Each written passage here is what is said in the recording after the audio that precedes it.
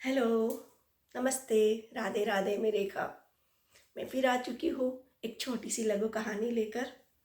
मुझे बचपन में काफ़ी अच्छी लगती थी कहानियाँ सुनना और मैंने काफ़ी कहानियाँ सुनी भी है, पर अब कुछ याद नहीं है, टूटी फूटी सी रह गई है। तो आज मैंने इंस्टाग्राम पर बहुत अच्छी कहानी सुनाई। जो व्यक्ति सुना रहे थे उनको उनकी मम्मा ने सुनाई थी और वो इस तरह से इंस्टाग्राम पे बता रहे थे। कहानी इतनी अच्छी है, मेरे पता है गला ख़राब हो रहा है, मुझे ज़ुकाम है, पर मैं 2-3 दिन वेट नहीं कर सकती, नहीं तो ये मेरे दिमाग से निकल जाएगी।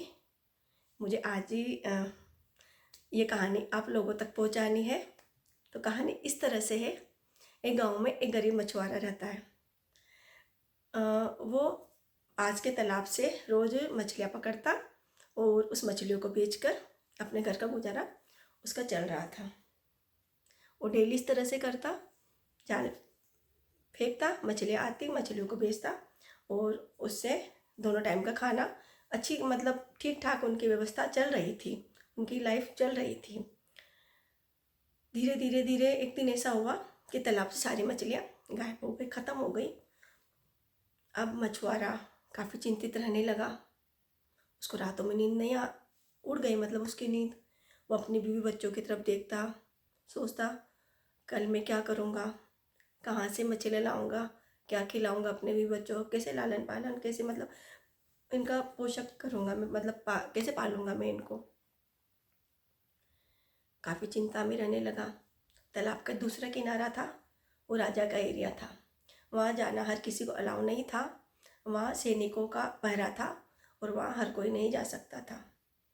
वो रात में सोचता रहा क्या करना चाहिए।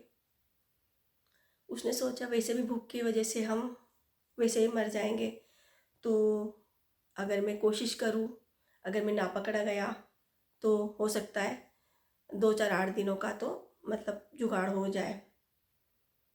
तो वो चोरी छिपे दूसरे किनारे तालाब में पहुंच जाता है और वो जाल भी फेंकता है। काफ़ी सारी मछलियाँ भी उसके जाल में आ जाती है। बड़ा खुश होता है, इतनी सारी मछलियाँ हो जाती है। उन सोच 8-15 दिन का तो मतलब व्यवस्था हो चुकी है। मन ही मन में खुशी की तरंग उसके चेहरे पर आ रही थी। इतने में उसने देखता है कि पास से रथ की आवाज़, घोड़ों की आवाज़, सैनिकों की आवाज़, ऐसी आवाज़ आ रही थी। वो डर गया। उसने सोचा अब तो मैं गया। उसने जल्दी से मछलियों को फेंका, जल्दी से मछलियों को फेंक दिया। उसको कुछ नहीं सूझा, बस उसने सोचा मैं तो गया, अब क्या पता मेरा क्या होगा। मछलियों को फेंका उसने, जल्दी से तालाब से मिट्टी ली, पूरे बदन पर मिट्टी को लपेटा, माथे पे ऐसे करके लपेटा, ऐसे करके मतलब एक साधु होता है ना उस तरह से।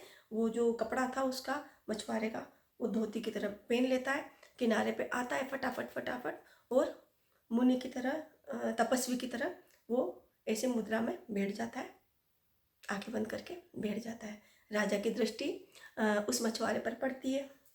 राजा का तो खुशी का ठिकाना नहीं था। उस सोचा मेरे एरिया में, मेरे तालाब के किनारे कोई तपस्वी तपस्या कर रहा है, मेरे तो भाग्य ही खुल गए। राजा बहुत खुश होता है। वो दबे पाओ ताकि तपस्वी की तपस्या भंग ना हो, वो दबे पाओ आता है और उसके चरणों में माथा टेक कर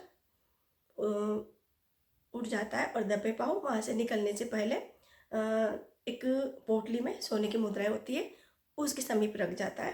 प्रणाम करके वहाँ से प्रस्थान कर लेता है वो।